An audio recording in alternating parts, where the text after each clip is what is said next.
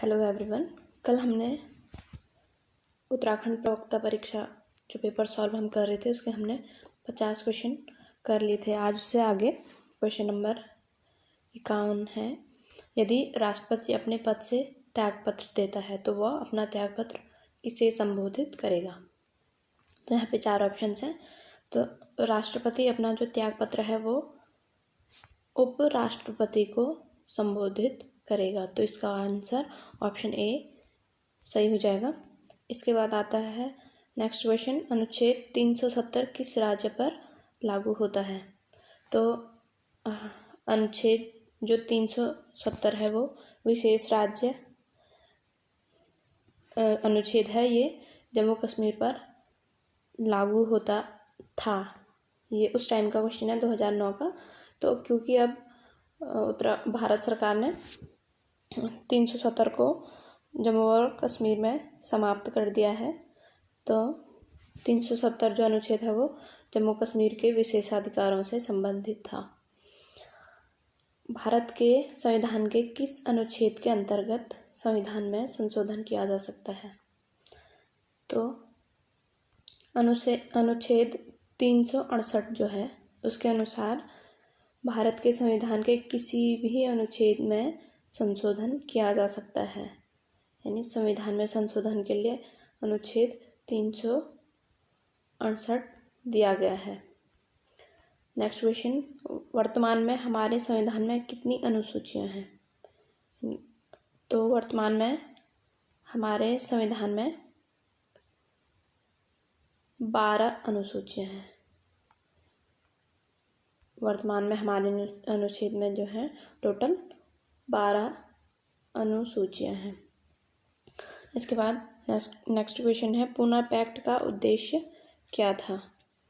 तो पूना पैक्ट का उद्देश्य था ऑप्शन बी, दलित वर्ग को प्रतिनिधित्व देना। ठीक है।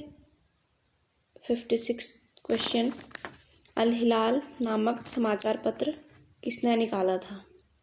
तो मौलाना अब्दुल कलाम आज़ाद ने अल हिलाल नामक समाचार पत्र निकाला था। नेक्स्ट क्वेश्चन, भारत में मुसलमानों के लिए पृथक निर्वाचन निम्नलिखित में से किस वर्ष लागू किया गया। तो 1909 में मुसलमानों के लिए पृथक निर्वाचन शुरू किया गया। उनको भी राज्यसभा लोकसभा में अलग सी सीटें दी गई थी।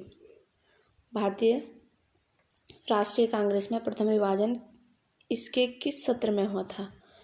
भारतीय राष्ट्रीय कांग्रेस का विभाजन 2 दलों में हो गया था, नरम दल और गरम दल में। तो ये इनके सूरत में जो सत्र हुआ था, सूरत अधिवेशन, वहाँ पे जो कांग्रेस थी ये 2 भागों में बट गई थी। भारतीय राष्ट्रीय कांग्रेस में प्रथम विभाजन ये हो गया, सॉरी। इसके बाद है नेक्स्ट क्वेश्चन, अंग्रेजों द्वारा किस वर्ष भारत की राजधानी कलकत्ता से दिल्ली स्थानांतरित की गई। तो 1912 में भारत की जो राजधानी थी पहले कोलकाता थी, उसके बाद उसको दिल्ली में स्थानांतरित कर दिया गया था। इसके बाद नेक्स्ट क्वेश्चन, स्वराज मेरा जन्मसिद्ध अधिकार है और मैं इसे लेकर रहूँगा, यह निम्नलिखित में से यह किसने कहा था। तो ये प्रसिद्ध नारा जो था वो बाल गंगाधर तिलक ने दिया था। 61वां क्वेश्चन है, निम्नलिखित में से वह कौन सा मौलिक अधिकार है जिसे आपातकाल के दौरान भी निलंबित नहीं किया जा सकता है। ठीक है। तो यहाँ पे जीवन और दैहिक स्वतंत्रता का अधिकार जो है वो आपातकाल के दौरान भी निलंबित नहीं किया जा सकता है। भारत में अभी तक हालांकि एक बार इंदिरा गांधी सरकार में 1975 में आपातकाल घोषित किया गया था। फिर है नेक्स्ट क्वेश्चन, जलियांवाला बाग कांड की जांच समिति का नाम क्या था। तो हंटर कमेटी जो थी ये जलियांवाला बाग जो कांड हुआ था 1919 में 13 अप्रैल, उसकी जांच समिति हंटर कमेटी द्वारा हुई थी। 1921 का मोपला विद्रोह हुआ था। तो 1921 का मोपला विद्रोह जो था वो मालाबार में हुआ था। नेक्स्ट है, निम्नलिखित में से किसने लाल किले में चले आज़ाद हिंद फौज के मुकदमे की पैरवी की थी? तो भूला भाई देसाई जो कि एक प्रसिद्ध वकील थे, इन्होंने जो मुकदमा चला था आज़ाद हिंद फौज में के खिलाफ, उसकी इन्होंने पैरवी की थी। खुले बाजार में की क्रियाएं एक हिस्सा हैं, यानी ओपन मार्केट इसे कहते हैं। तो ये क्रियाएं किसका हिस्सा है? मौद्रिक नीति का ये हिस्सा है। तो ऑप्शन ए सही हो जाएगा। मौद्रिक नीति का जो है वो खुले बाजार की क्रियाएं मौद्रिक नीति का एक हिस्सा है। इसके बाद है नाबार्ड है। तो नाबार्ड एक सर्वोच्च कृषि बैंक है जो कि 1982 में खोला गया था। तो ये भारतीय स्टेट बैंक की एक सहायिका है। तो ये हो जाएगा ऑप्शन बी सही। भारतीय स्टेट बैंक की एक सहायिका बैंक है जो कि कृषि और ग्रामीण क्षेत्रों में लोन और अन्य वित्तीय सेवाएं प्रोवाइड करवाती है। इसके बाद है राजकोषीय नीति यानी फिस्कल पॉलिसी संबंधित है। तो फिस्कल पॉलिसी है वो सार्वजनिक आय व व्यय से है। ठीक है, तो ऑप्शन यहाँ पे बी सही हो जाएगा, सार्वजनिक आय व व्यय से। इसके बाद है नेक्स्ट क्वेश्चन, निम्नलिखित में से किसने क्रांतिकारी गतिविधियों के लिए इंग्लैंड में होम रूल सोसाइटी बनाई थी? तो होम रूल सोसाइटी किसने बनाई थी? ऑप्शन डी इसका right answer Shyamji Krishna Verma. 69 question है, निम्न में से एक केंद्रीय सरकार का कर नहीं है? तो ऑप्शन सी भू राजस्व, ये राज्य सरकार का कर होता है। तो इसमें बाकी जो 3 ऑप्शन है आयकर, सीमा शुल्क और सेंट्रल एक्साइज, ये केंद्रीय सरकार के कर हैं और भू राजस्व ये राज्य सरकार इस कर को वसूलती है। निम्न में से एक 13वें वित्त आयोग के अध्यक्ष हैं? तो 13वें वित्त आयोग के अध्यक्ष डॉक्टर विजय केलकर, ये 13वें वित्त आयोग के अध्यक्ष रहे। विष्णुगढ़ पीपलकोठी जल विद्युत परियोजना निम्नलिखित में से एक नदी पर विकसित की गई है? तो ये पीपलकोठी जो कि चमोली जिले में है, तो वहाँ बहती है अलकनंदा। तो ये जो विद्युत परियोजना है ये अलकनंदा नदी पर बनाई गई है। इसके बाद है नेक्स्ट क्वेश्चन, भारत निर्माण योजना संबंधित है? तो भारत निर्माण योजना है जो ग्रामीण क्षेत्र हैं उनमें ढांचागत विकास यानी वहाँ पर जो बुनियादी आधार जो ढांचे होते हैं जैसे भवनों का निर्माण, सड़क आदि, इन के विकास से संबंधित है। इसके बाद है भारत का विदेशी विनिमय कोष किसके अधिकार क्षेत्र में रखे जाते हैं? तो ये सारे आते हैं भारतीय रिजर्व बैंक के अधिकार क्षेत्र में, जो भारत का विदेशी विनिमय कोष है। इसके बाद है भारत की राष्ट्रीय आय गणना करने वाली संस्था है? तो जो भारत की राष्ट्रीय जो आय है उसकी गणना की जाती है केंद्रीय सांख्यिकी संगठन यानी CSO, सेंट्रल स्टैटिस्टिक ऑर्गेनाइजेशन, ये राष्ट्रीय आय की गणना करती है। इसके बाद है भारत में सबसे बड़ा बांध है? तो भारत में सबसे बड़ा बांध है हीराकुंड बांध। ठीक है। नेक्स्ट है ड्यूटेरियम ऑक्साइड को सामान्यतः किस नाम से जाना जाता है? तो ड्यूटेरियम ऑक्साइड को भारी जल कहा जाता है और इसका रासायनिक सूत्र होता है D2O। नेक्स्ट है नाथुला दर्रा भारत के किस राज्य में स्थित है? तो नाथुला दर्रा भारत के सिक्किम राज्य में स्थित है, यानी ऑप्शन ए बिल्कुल सही हो जाएगा।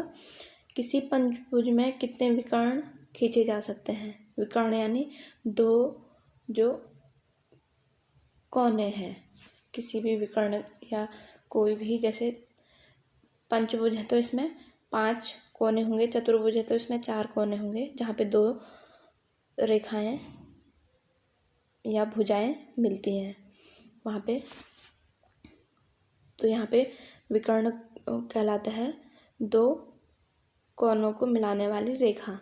तो पंचभुज में टोटल कितने विकर्ण हो जाएंगे? Option B 5। पंचभुज में कितने विकर्ण खींचे जा सकते हैं? तो इसका हो जाएगा 5।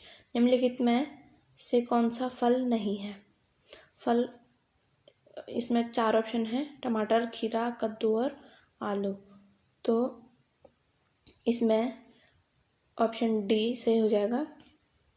यहाँ पे कद्दू भी दिया गया है और खीरा, टमाटर, इनको फल वो होते हैं जिनको हम कच्चा खा सकते हैं, वो फल की श्रेणी में आता है। तो हम कद्दू और टमाटर या खीरा हम इनको कच्चा खा सकते हैं, लेकिन आलू को कच्चा नहीं खा सकते हैं।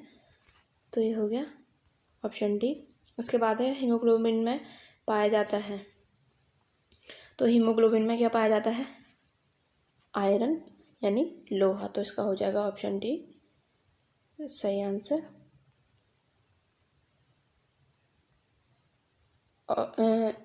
नेक्स्ट क्वेश्चन है कौन सा रक्त वर्ग सर्वदाता यानी यूनिवर्सल डोनर है?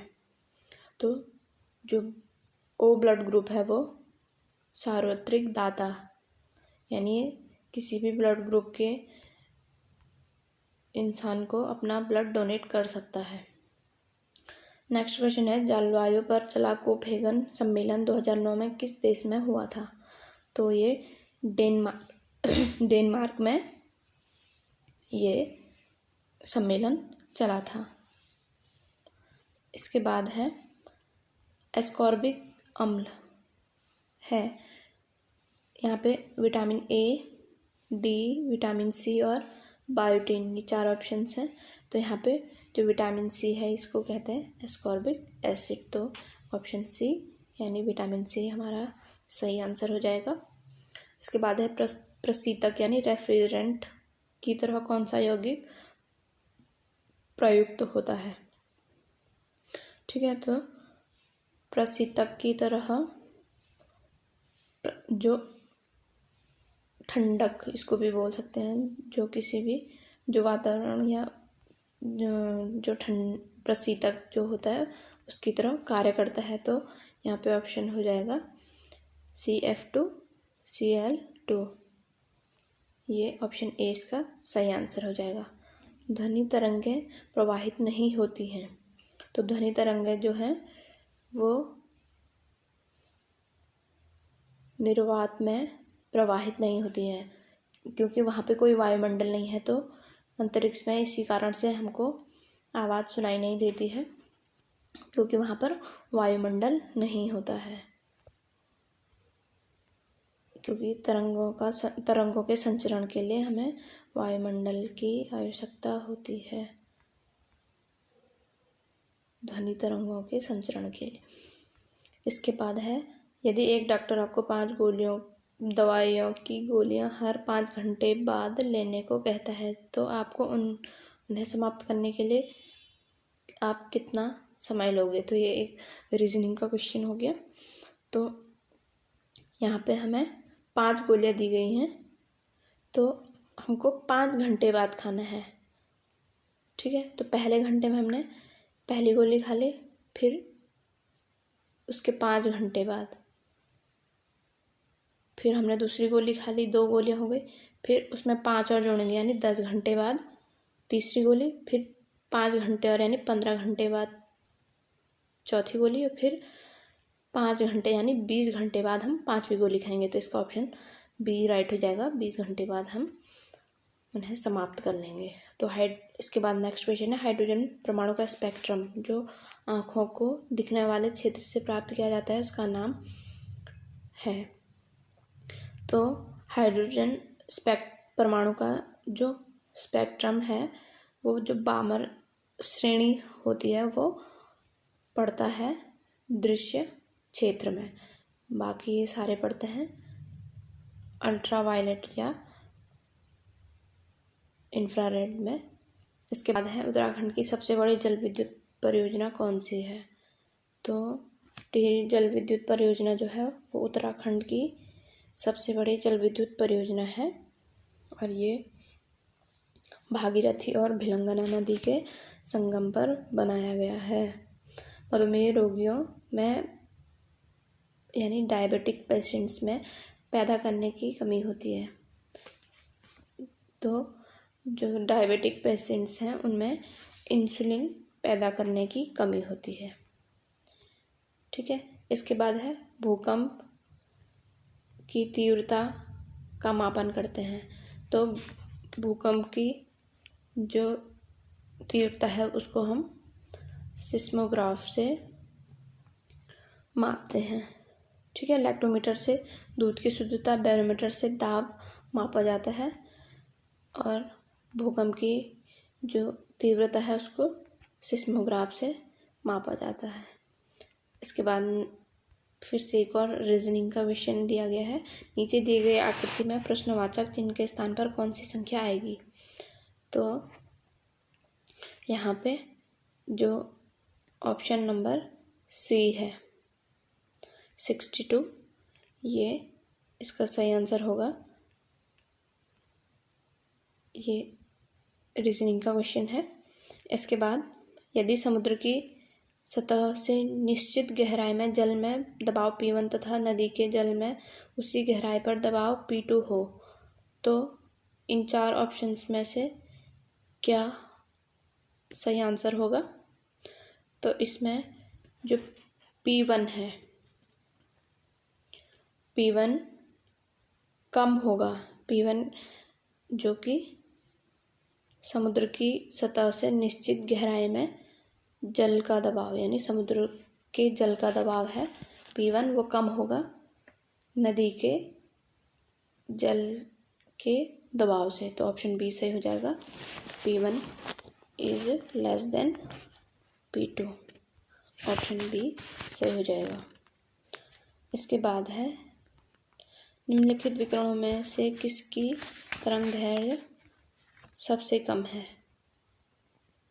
तो यहाँ पे 93 क्वेश्चन है हमारा, उसमें दिया गया है कि निम्नलिखित में, यहाँ पे बाकी 2 ऑप्शंस नहीं आ पाए हैं। तो यहाँ पे पराबैंगनी जो किरणें हैं उनका वेवलेंथ सबसे कम होगा। तो जिसकी जो वेवलेंथ है वो कम होगी तो इनकी जो फ्रिक्वेंसी है यानी तीव्रता वो हाई होती है। तो यहाँ पे पराबैंगनी किरणें जो हैं उनकी तरंगदैर्घ्य सबसे कम है। हिमखंड पानी में तैरते रहते हैं क्योंकि बर्फ का घनत्व, ऑप्शंस दिए गए हैं, जल के घनत्व से अधिक है, जल के घनत्व से कम है या उसके बराबर है या इनमें से कोई नहीं। तो यहाँ पे ऑप्शन बी जो है वो सही हो जाएगा कि जल जो बर्फ़ का घनत्व है वो जल के घनत्व से कम है, इसलिए जो हिमखंड हैं वो पानी में तैरते रहते हैं। पीतल एक मिश्र धातु है जो बनती है, जो पीतल है वो जो है वो जस्ता और तांबा इन दोनों के मिश्रण से बनता है पीतल। और इसके बाद जो कांसा होता है, कांस्य हम बोलते हैं इसको, ब्रॉन्ज, वो बनता है पीतल और टिन के मिश्रण से। इसके बाद है पौधों द्वारा अवशोषित या एब्जॉर्ब नाइट्रोजन का रूप है। तो पौधों द्वारा जो नाइट्रोजन का रूप है वो होता है नाइट्रेट। ठीक है, इसके बाद है सबसे अधिक जीवन जीने वाला प्राणी कौन सा है। तो सबसे अधिक जीवन जीने वाला प्राणी होता है कछुआ। ये कम से कम 400-500 साल जी लेते हैं, कभी कभी 1000 तक भी पहुंच जाते हैं। इसके बाद है अर्जुन अवार्ड विजेता साइना नेहवाल किस खेल से संबंध रखती हैं। तो ये खेलती हैं अर्जुन अवार्ड, इनको मिला है बैडमिंटन में। तो ऑप्शन सी यहाँ पे सही हो जाएगा, बैडमिंटन से संबंध रखती हैं। इसके बाद है संतोष ट्रॉफी किस खेल से संबंधित है। तो संतोष ट्रॉफी जो है वो फुटबॉल से संबंधित है। नेक्स्ट क्वेश्चन है, यहाँ पे हमको लैक्टिक जो एसिड्स हैं और उनमें जो किस में पाए जाते हैं ये उनका यहाँ पे हमको जोड़ना है ऑप्शंस के साथ। तो यहाँ पे दिया है lactic acid, citric acid, acetic acid और ब्यूटेरिक एसिड। तो लैक्टिक एसिड जो होता है वो पाया जाता है दूध में। ठीक है, तो लैक्टिक एसिड जो है ए का हो जाएगा थर्ड यानी दूध, बी होता है सिट्रिक एसिड। ठीक है, सिट्रिक एसिड खट्टा, जो मतलब सारे एसिड्स तो खट्टे में होते हैं, तो सिट्रिक एसिड जो होता है वो सिट्रिक एसिड जो खट्टी चीज़ें होती हैं उनमें पाया जाता है। तो ये नींबू यहाँ पे फोर्थ क्वेश्चन ऑप्शन सही हो जाएगा। इसके बाद है एसिट्रिक एसिड। तो एसिटिक एसिड हम सिरके को भी कहते हैं, तो यहाँ पे ऑप्शन ए सही हो जाएगा। और ब्यूटेरिक जो अम्ल है वो रैंसिड मक्खन में हो जाएगा। तो ऑप्शन जो थ्री यानी ऑप्शन सी जो है ये यहाँ पे इसका राइट आंसर हो जाएगा। तो ये 100 क्वेश्चंस हो गए हैं। 2009 का क्वेश्चन पेपर आया था, उसमें जनरल स्टडी से जो क्वेश्चन आए थे ये कंप्लीट हो गया। इसके बाद शैक्षिक जो अभिरुचि वाले क्वेश्चंस आए थे उस पेपर में नेक्स्ट वीडियो में उनको करवाया जाएगा सॉल्व। तो थैंक यू।